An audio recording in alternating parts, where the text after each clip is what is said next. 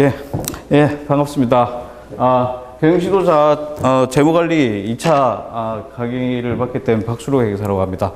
예, 일단 제 재무관리 2차는 일단 지금 공부를 하시기에 1차 준비를 하시는 분들도 어차피 어느 정도는 기업 진단론 하고도 이제 많이 영역이 겹치고, 또 여기에는 원가 회계적인 요소들도 조금 들어있고요. 그래서 과목이 조금 이제 중복되는 건 있는데, 2차는 전통적인 재무관리 영역은 고유의 영역입니다, 거의. 그래서 그거는 제가 이제 좀 설명을 1차하고 2차에 나오는 거 2차만 특화해서 설명해야 되는 거를 좀 나눠서 설명드리겠습니다. 그리고 강의는 저희가 일단 재무관리든지 뭐 회계학이든지 모든 수업들이 그렇긴 하지만, 일단 목차를 정확하게 좀 파악을 하고, 너무 마이크로하게 가면은 전체가 안 보입니다. 그래서 일단 맥을 짚기 위해서 이 숲을 먼저 보고 이제 나무를 가는 이제 그런 강의 이 목표를 가지고요. 그 다음에 강의 시간을 대략 다른 타 강의보다는 거의 이제 절반 이하로 시간을 줄여서 조금 이제 콤팩트하게 하면서도 효율성을 이제 가지면서 최대한 효과적으로, 그렇다고 해서 많은 학원 수업을 듣는다고 해서 그럼 효과적이냐? 효율성과 효과성을 동시에 잡는 거로 해서 이제 준비를 했고요. 그 다음에 결국 이제 이 강의 자체는 수업 목적이기 때문에 이 공부도 결국 이 습관적으로 좀 이제 그런 측면, 그 다음에 이제 이 수업생들이 항상 그렇잖아요. 긍정적인 자세가 중요합니다. 그리고 이 청렴은 뭐 때문에 제가 넣어놨냐면, 요행이 없다라는 겁니다, 공부에는. 그래서 절대로 다른 사람들보다 내가 훨씬 적게 공부하고 됐어, 효율적일 수는 있지만, 효과적인 방법은 있지만, 그렇다고 그냥 요행이 붙는 경우는 거의 없다라는 거죠. 그래서 성실은 해야 된다, 기본적으로. 이걸 좀 명심을 하시고 수업에 대비하시면 좋겠습니다. 바로 재무관리 기초부터 해서 수업을 시작하도록 하겠습니다. 자, 재무관리 개요입니다. 재무관리는 결국 기업 가치 극대화 목적으로, 우리가 이제 재무제표를 딱 볼 때 항상 재무상태표 왼쪽에 차변에 자산이 있고 오른쪽에 부채와 자본이 있죠. 그래서 이 자금을 어떻게 조달할 거냐, 자금 조달이라고 돼 있고, 그 다음에 조달된 자금을 어떻게 운용, 이 운용은 자산 쪽 얘기고요. 그 다음에 조달은 부채냐 자본이냐의 문제입니다, 결국. 그래서 그 뒤에 아까 제가 자본 구조 이론이 이제 밀러 교수와 모딜리아노 교수 이름을 따서 MM 이론이라고도 하는데, 거기가 자금 조달 이론이에요.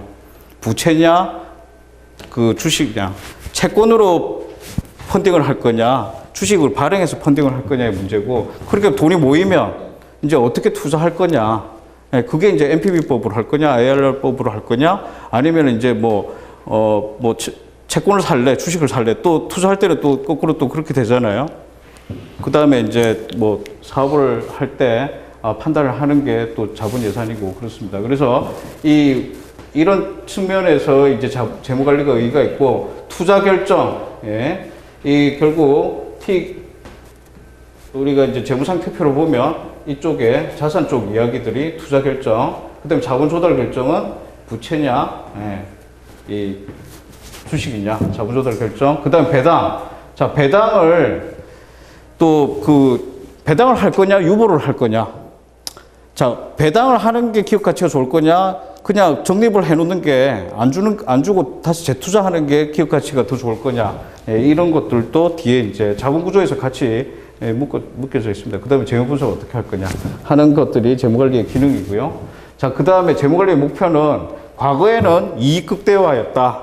이익 극대화는 회계적 이익을 극대화하는 건데, 회계적 이익이 실제로는 보면은 회계상 이익이 났다고 회사에 돈이 많냐? 안 그럴 수 있다라는 거죠. 발생주의잖아요, 회계는. 현금주의가 아닙니다. 그래서 이 기업 가치라고 하는 것은, 이거는 상식적으로 미래 영업 현금 흐름의 현재 가치로 땡긴 게 기업 가치다라고 하는 거는 일단 이 개념은 어디 가도 이제 기업 가치를 어떻게 산정하는데 미래가 이 기업이 미래에 벌어들일 현금 흐름을 쫙 줄을 세웠을 때 그거를 현재 가치로 땡긴 게 이 회사의 가치다라는 거고요. 자, 이게 왜 더 좋으냐? 일단 개념이 명확하다. 캐시는 정확하게 잡힌다 이거죠. 발생 주기는 눈앞에 안 보이지만 캐시는 그 다음에 시간 가치가 고려된다. 그 다음에 불확실성이 고려된다. 미래 캐시 플로우는 확률 게임입니다. 사실 저기 내년에 진짜 매출이 100억이 될까? 뭐 시장 상황만 좋다면 충분히 될 거야. 뭐 안 좋으면 그럼 민맥스가 얼마냐? 이런 불확실성이 있죠. 그 다음에 객관적인 측정이 가능하다라고 하는 거는 여기에 비해서 회계적인 거에 비해서는 캐시가 정확하게 이제 계산이 될 수 있다. 뭐 이런 비교적인 상대적인 개념입니다. 미래 캐시 플로우가 뭐가 객관적이냐? 전혀 객관적이지는 않습니다. 사실 불확실한데. 자, 그리고 왜 재무관리 목표가 기업 가치 극대화인데 그게 주주부의 아니면 주가의 극대화하고 같은 말이 될 수 있느냐? 일단 기업 가치에서 부채를 빼면요. 부채는 보통 채권자 지분은 춤을 추지가 않습니다. 그냥 그 돈을 1억 빌려왔으면 내년에 1억 갚으면 돼요.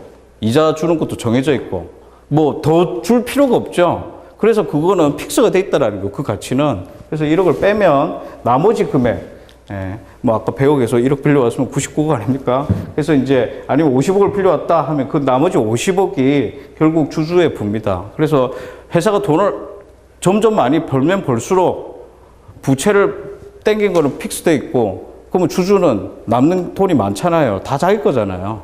남은 돈 빌려가지고 사업만 잘 되면 그게 가장 좋다고요. 그래서 일단 채권자 지분을 일정해서 전체 기업 가치에서 채권자 지분을 빼면 이제 주주의 부가 되고 그래서 기업 가치를 극대화하는 것 자체가 일단 주주의 부를 극대화하는 거하고 같은 개념이다.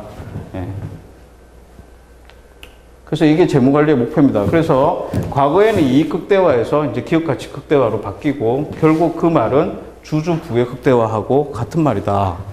라는 게 이제 재무관리의 의의가 되겠고요. 이 주주의 부를 극대화하는데 자, 회사의 소유와 경영, 주식회사는 일단 그 소유와 경영의 분리가 가능하죠. 그래서 일단 주주들이 있고 이제 회사에서 일하는 사람이 있는데 그 뭐 주주들이 보통 자기도 이제 보통 그 중에서 이제 1인이 CEO를 하는 경우가 뭐 많이 있고 또 그냥 급여만 받는 사장님들도 계시잖아요. 자, 그런데 이 사장님들이 뭐 예쁜 비서를 뽑는다, 아니면 전용 비행기를 탄다, 아니면 뭐 에쿠스 자동차 필요 없는 데서 괜히 산다, 특권적 소비를 한다. 주주들은 자기 돈으로 가져가서 하는데 이 친구가 돈을 벌 생각은 안 하고, 예, 자기가 필요 없는 그 특권적 소비를 하는 것 같다. 그게 대리인 비용입니다. 그러니까 주주를 위해서 일을 안 하고 자기 자신을 위해서만 일을 하는 거죠. 그래서 그런 것들이 이해관계가 상충이 일어납니다. 이게 지금 제가 여기 일반적으로는 주주하고 경영자하고 사장님하고 둘이의 어떤 갈등이라고 보통 얘기는 하는데 더 크게 보면 채권자, 은행에서 돈을 빌려왔잖아요. 그 은행도 대리인 비용이 발생합니다. 내가 돈을 빌려주는데 이 사장이 주주하고 똑같이 되는 거죠. 열심히 해서 나한테 돈 갚을 생각 안 하고 더 위험한데 질러버리는구나. 왜냐하면 주식회사는 유한 책임이잖아요. 유한 책임이잖아요. 그래서 은행에서 돈 빌려온 거 못 뭐 자기는 주식 투자한 거 말고는 손해 볼 게 없습니다. 망해버리면 파산해버리면 되니까. 그래서 이 채권자들도 이게 여기에 이해 상충이 생긴다. 그래서 뒤에 자본구조 이론 시간에 대리인 비용에 대해서 자세하게 할 겁니다. 그래서 감시비용, 뭐 확정비용, 자녀손실. 감시비용은 사장이 잘하는지 못하는지를 보기 위해서 이제 돈이 들 때, 그 다음에 내가 잘하고 있어라고 이제 입증을 하기 위해서 드는 비용. 그러니까 이제 내부 감사를 둔다든가 아니면 확정 비용은 그 보고서를 갖다가 또 쇼잉을 하고 IR을 또 뭐 열심히 하고 우리가 이렇게 잘했습니다. 이런 것들이 간접적으로 발생하죠. 아까 특권적인 소비는 직접적인 대리인 비용이에요. 그 갈등에 의해서 자기가 직접 쓸데없는 데 돈을 쓰고 있는 거니까 직접비를 쓰는 거고 이런 것들은 그런 것들을 감시하고 그 다음에 내가 잘 착실하게 해왔다는 걸 입증하기 위해서 쓰는 돈들이기 때문에 이건 또 간접적인 대리인 비용이 또 발생하는 거고요. 여기에는 안 적혀 있지만 부채, 채권자와의 어떤 이해 상충에서 오는 대리인 비용들도 있다. 그래서 감소 방안은 보통 이제 감소 방안인데 스탁 옵션 얘기를 하면 의아하게 생각합니다. 아니 사장이 나쁜 특권적 소비를 한다고 해서 지금 감시를 하는데 왜 스탁 옵션을 그 사람한테 줘야 되냐? 사장이 이 회사에 이익이 남기는 게 자기의 보상하고 직결이 되면 딴짓을 안 합니다. 그래서 주주하고 똑같이 만들어 버리는 거죠. 주주처럼 회사의 오너십이 생기게. 그래서 이 스탁 옵션이나 성과 배분이 뭐 오히려 더 왜 잘해주시가 아니라 주주의 입장으로 만들어버리는 거예요. 월급을 얻고 이익 남긴 거에서 성과급으로 퍼센테이지로 월급 줄게. 그래 버리면 자기가 그 에쿠스를 탈 게 아니고 그냥 작은 차를 마티즈를 타고 다니면서 기름값을 아껴서 이익을 많이 남겨야지 자기가 월급이 많아질 거 아니에요. 그런 개념이라 이거죠. 그 다음에 이 주주총회에서는 이사회를 선임을 하잖아요. 이사들을. 그래서 언제든지 자를 거야, 너. 그 다음에 M&A, 다른 회사에서 우리 회사를 집어먹으면 사장이 바뀐다. 그 다음에 사장님들 시장, 경영자, CEO 시장, 인력 시장들도 저기 그 전문 경영인이 훨씬 더 잘해. 저 사람을 영입해오겠다. 당신 빼고. 이제 이런 식으로 해서. 그러니까 이제 이 당근과 채찍이라고 생각하시면 되죠. 그래서 그런 것들로 해서 이 대리인 비용을 해결하고 있다. 예, 이게 오프닝입니다. 그래서 이게 재무관리의 오프닝이고요.